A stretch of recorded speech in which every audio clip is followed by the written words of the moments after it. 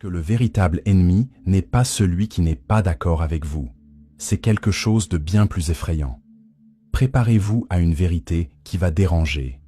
Parce qu'après cette vidéo, vous ne verrez plus jamais les gens, la politique, les réseaux sociaux et même vos propres pensées de la même façon. Le mal du siècle n'utilise pas d'armes. Il utilise quelque chose que nous avons tous et qui peut être facilement éteint. Dietrich Bonhoeffer n'était pas un philosophe quelconque assis dans une tour d'ivoire à réfléchir sur des concepts abstraits. C'était un pasteur protestant qui a vécu en Allemagne pendant la montée du nazisme, alors que des églises entières s'inclinaient devant le pouvoir, alors que des intellectuels applaudissaient des discours de haine. Bonhoeffer a fait quelque chose de rare en ces temps sombres. Il a pensé par lui-même, et il a payé le prix le plus élevé pour cela. Il a été emprisonné, torturé et exécuté quelques jours avant la fin de la guerre, en avril 1945. Mais avant de mourir, il a laissé des écrits qui expliquent avec une clarté effrayante comment des sociétés entières deviennent folles ensemble. Ce qui rend Bonhoeffer pertinent aujourd'hui n'est pas seulement son courage moral, mais la précision chirurgicale de ses observations sur le comportement collectif. Il ne cherchait pas à juger des individus isolés.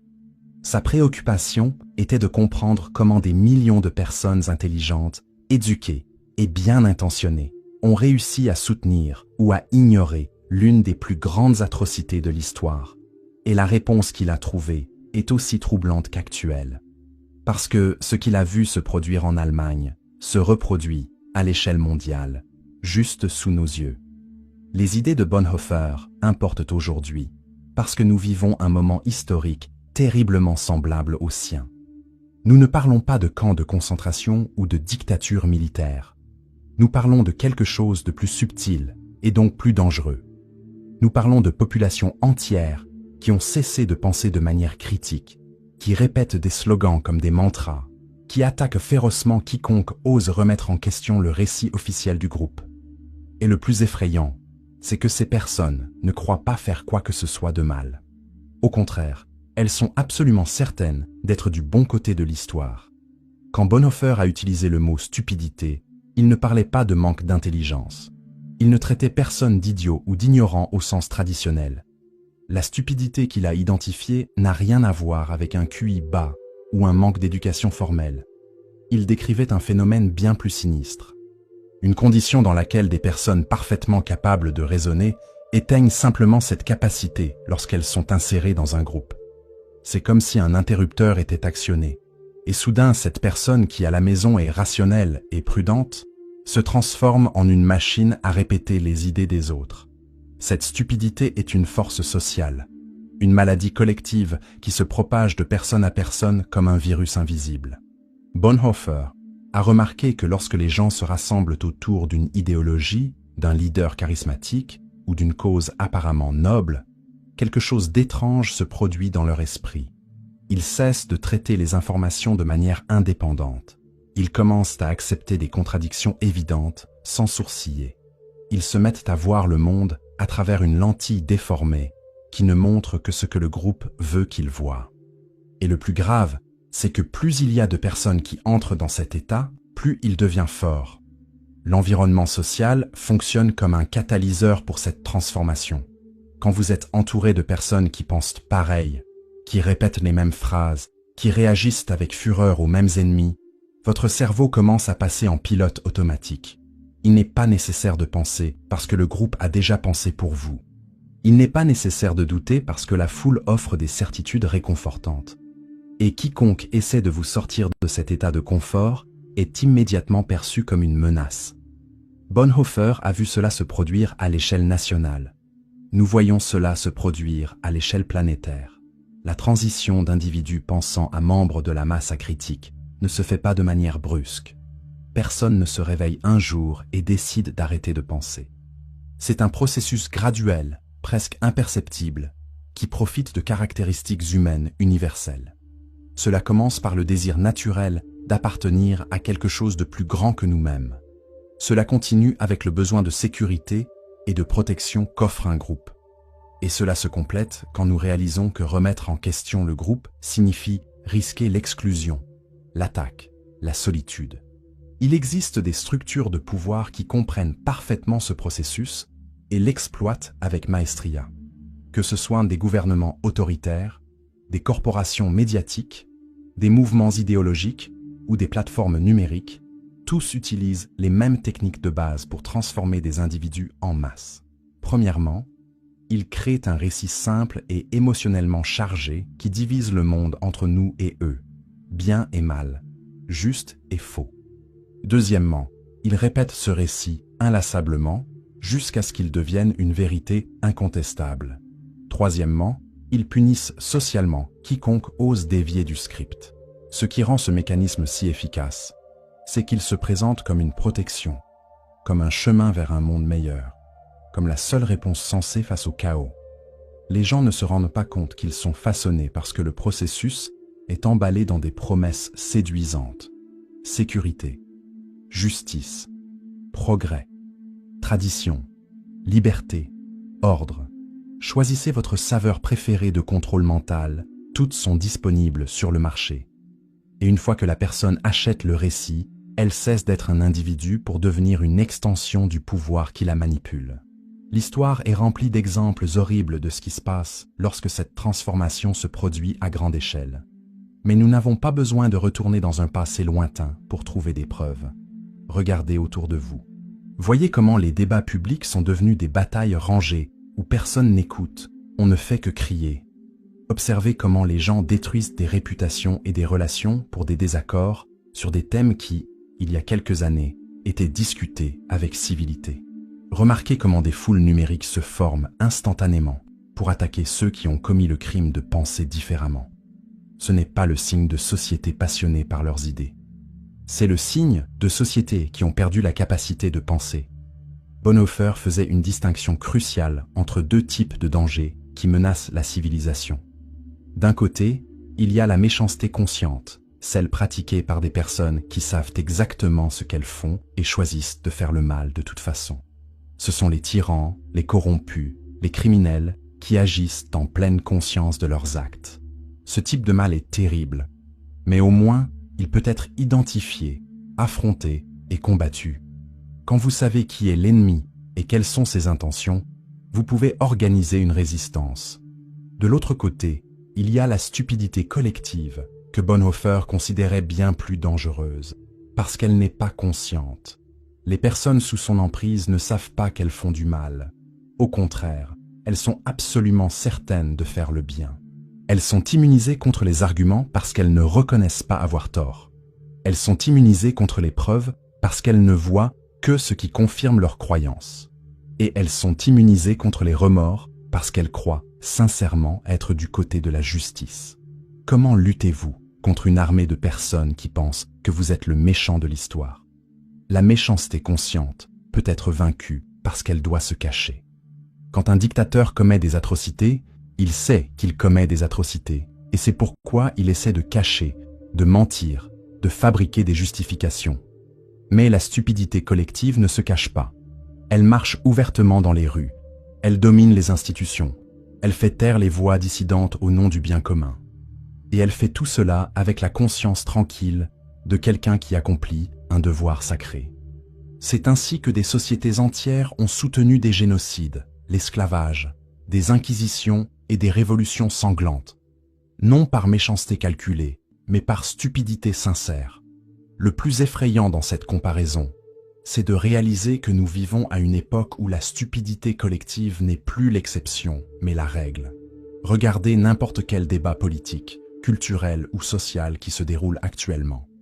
Comptez combien de personnes essaient réellement de comprendre la question, et combien ne font que répéter ce que leur groupe les a programmés à répéter. La proportion est terrifiante. Bonhoeffer a affronté le nazisme, qui était une forme spécifique et géographiquement localisée de ce phénomène. Nous affrontons des versions de ce phénomène dans tous les coins de la planète, dans toutes les sphères de la vie, dans tous les spectres politiques. L'un des tours les plus efficaces de la stupidité collective est sa capacité à se déguiser en vertu. Les pires idées, les comportements les plus destructeurs, les causes les plus dangereuses se présentent rarement comme de la vilenie. Elles apparaissent vêtues des habits de la moralité, de la justice, du progrès, de la compassion. Qui pourrait être contre la justice sociale? Qui serait capable de s'opposer à la protection des traditions? Qui oserait remettre en question des mesures qui promettent de sauver des vies ou de préserver des valeurs?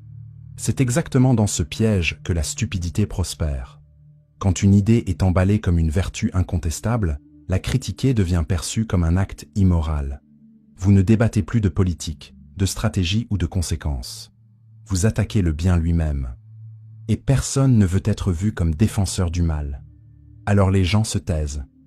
Ou pire, ils commencent à répéter ce qu'ils savent être faux, juste pour ne pas être exclus du cercle des vertueux.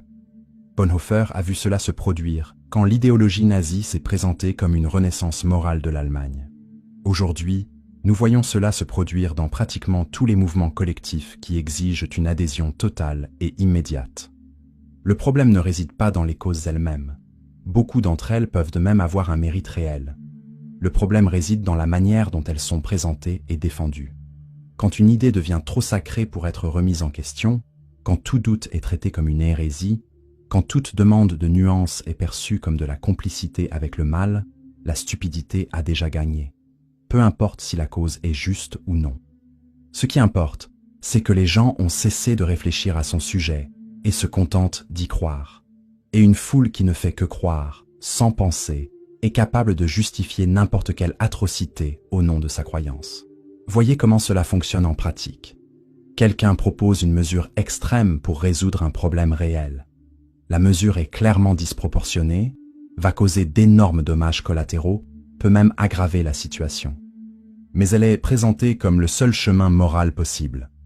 Celui qui s'y oppose est accusé d'être complice du problème. Celui qui demande à mieux réfléchir est accusé de vouloir retarder la solution. Celui qui signale des contradictions est accusé d'utiliser des astuces rhétoriques pour défendre l'indéfendable. Résultat, la mesure passe, les dégâts se produisent, et quand tout s'effondre, la faute est rejetée sur des ennemis extérieurs. Jamais sur la stupidité qui a tout motivé depuis le début. Penser demande du travail.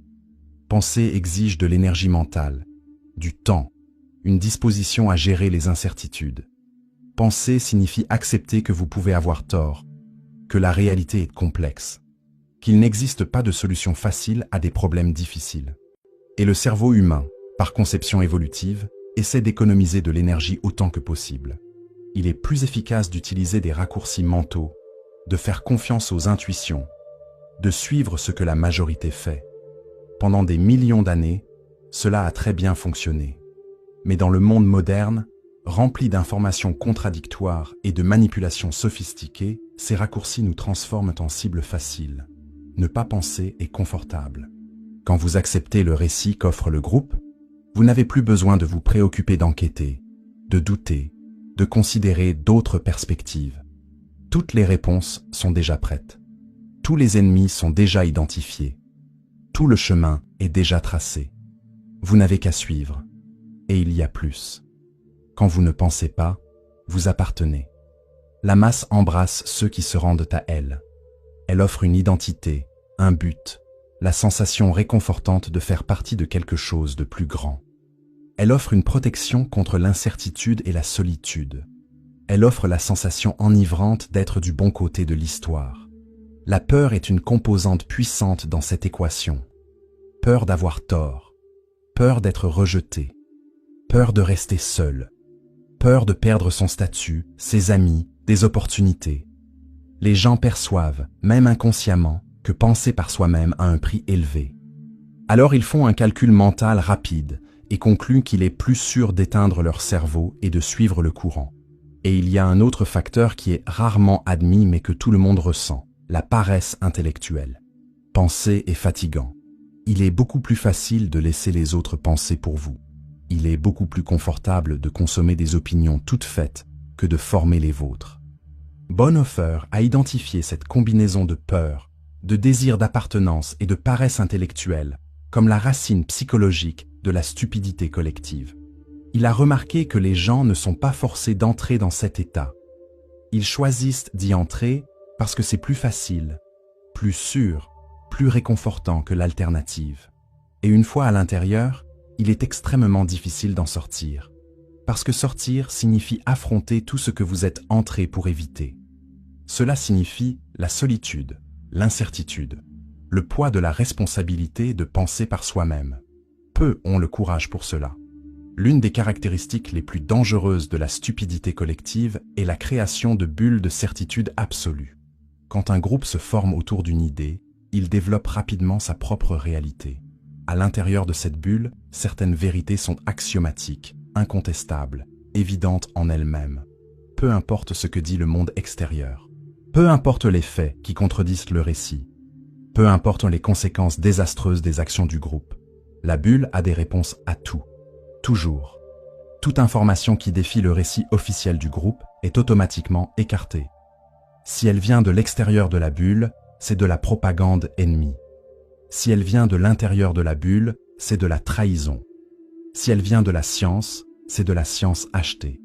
Si elle vient de l'expérience pratique, c'est une preuve anecdotique.